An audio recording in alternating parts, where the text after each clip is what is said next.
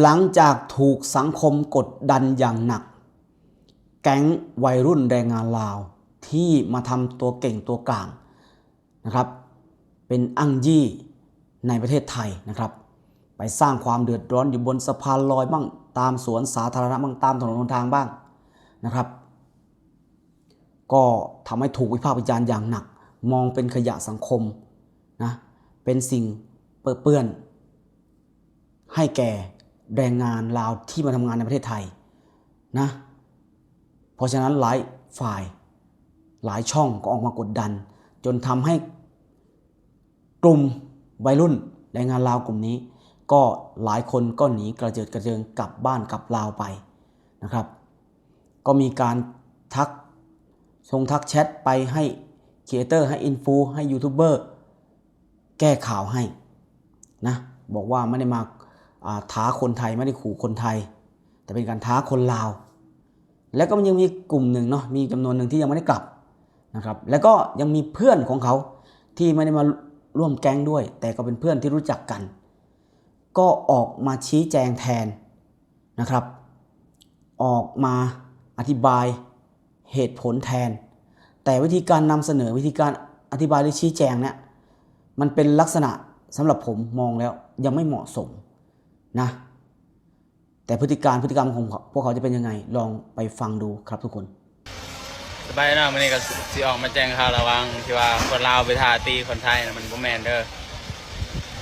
อันนั้นนะก็โบโซหันทางมาคันอยู่ในสะพานหันให้เอิ้นชื่อว่ามาโบโซมาทองบ่แม่นว่าสิไปท่าคนไทยมันบ่แม่นเบิ่งคลิปให้ดีก่อนจังสิแซ่นะเขาท่าคนลาวนำกันบ่ได้ไปท่าคนไทยเด้อเข้าใจผิดไว้ทุกคนเลยเนี่ยเขาไปถ่าคนไทยเนี่ย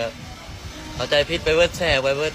โบแมนเขาไปเบิ่งในเพจโบโซนะไปเบิ่งดีๆเขาบอกให้เบ้าบอกโบโซมาท่องนะบอกให้เบ้าซื้อมัน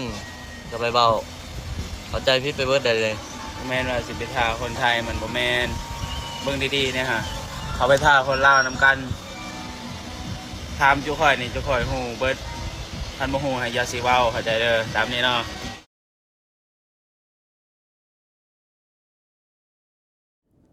นี่แหละครับทุกคนลักษณะของเพื่อนที่มาชี้แจงแทนเพื่อนก็เขาพูดเองว่าเขารู้จักทุกอย่างนะเขารู้ทุกเรื่องเหมือนการออกคำสั่งและไม่พอใจคนที่วิพากษ์วิจารณ์คนที่แชร์คลิปนะหาว่าเขาเข้าใจผิดคือการไม่ท้าคนไทยไม่ได้หมายความว่าคนแก๊งเนี้ยไม่ผิดเริ่มตั้งแต่การตั้งกลุ่มตั้งแก๊งเป็นอั้งยี่ในประเทศไทยแล้วนะผิดข้อกฎหมายเรียบร้อยแล้วเริ่มจากจุดนี้เลยจุดที่2พกอาวุธไปในที่สาธารณะผิดกฎหมายอีกแล้วรวมตัวกันไปสร้างความเดือดร้อนวุ่นวายในที่สาธารณะนะพอพกอาวุธพกอะไรเนี่ยขึ้นบนสะพานลอยบ้างในสวนสาธารณะบ้างมันก็สร้างความเดือดร้อนรำคาญให้กับผู้คน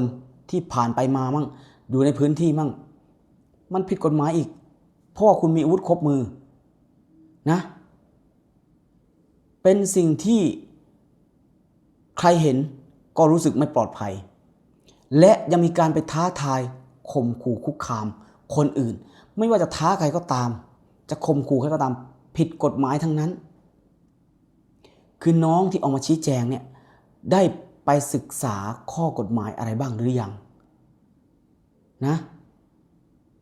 การที่น้องบอกว่าที่พูดว่าโบโซม้าทอง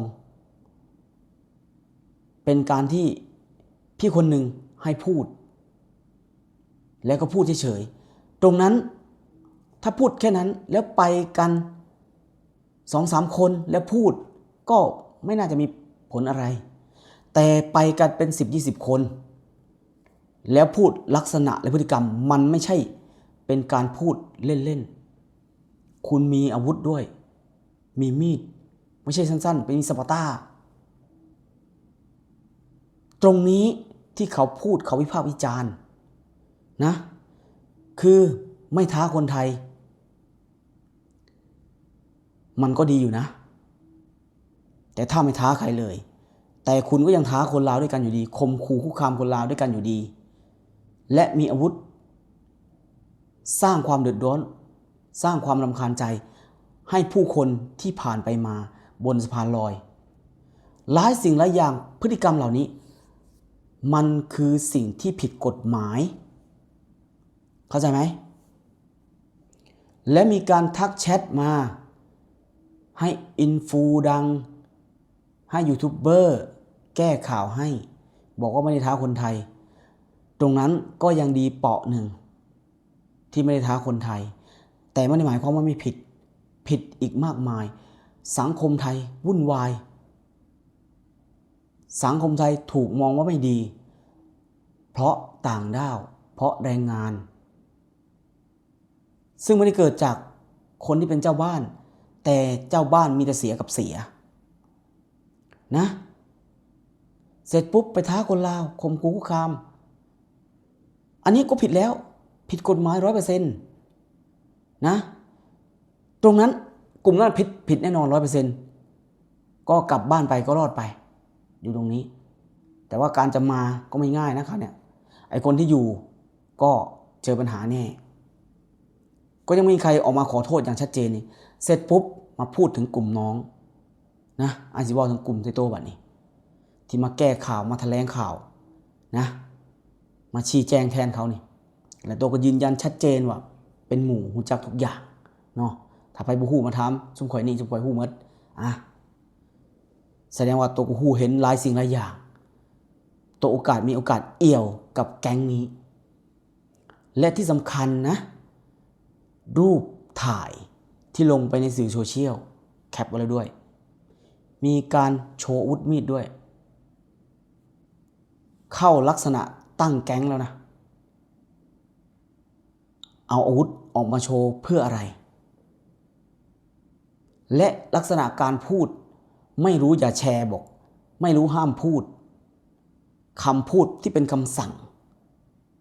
ลักษณะแบบนี้ใครดูก็รู้ว่าไม่เหมาะไม่ควรที่ใช้คำนี้เพราะพฤติกรรมของกลุ่มที่เป็นเพื่อนของน้องนั้นคือเขากระทำความผิดทนโทษรู้หรือเปล่านะและไอ้สิบอกตัวนั้นน้องชายกลุ่มที่ตัวเลยไอ้ว่าชุมตัวอายุบ่เกิน30หรือบ่ใช่เกิน30หรอกนะให้ฮู้ไว้อ่อนน้อมถ่อมตนเขาไว้มีสัมมาคารวะเขาไว้ให้เจ้าบ้านให้คนไทยเพิ่นหักเพิ่นเมตตาให้ภาพหลักของคนลาว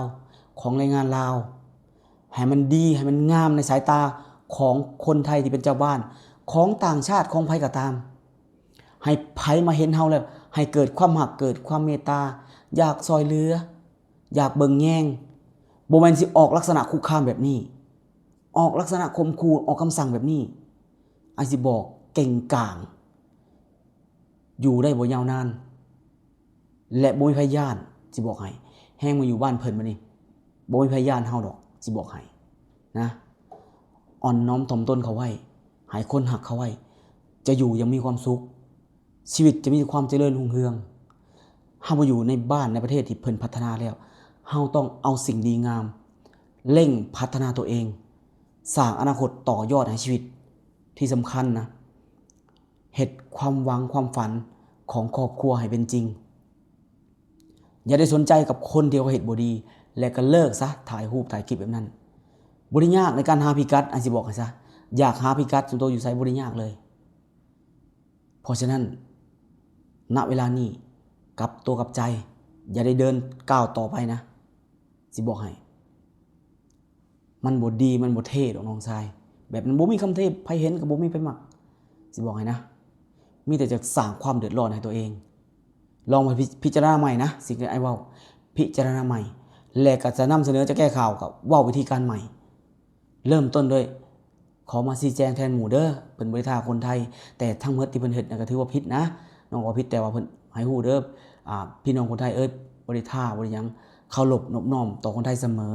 แต่ว่าที่เฮ็ดนั้นน่ะผิดแล้วหมู่ก็ผิดแล้วอยากชี้แจงให้ฟังสำนี้เนาะหรือว่าที่เฮ็ดทั้งหมดมันเป็นความผิดก็น้อมรับความผิดให้ใส่เว้าในลักษณะแบบนี้ เนาะอันนี้เว่าให้เป็นตัวอย่างสั้นๆให้เบิ่งนะฝากเอาไว้เด้อทุกคนคิดยังไงก็ลองแสดงความคิดไว้มาเนาะพี่น้องเนาะคลิปวิดีโอนี้ผมจะฝากไว้สำนี้ลาทุกคนไปก่อนสวัสดีครับผม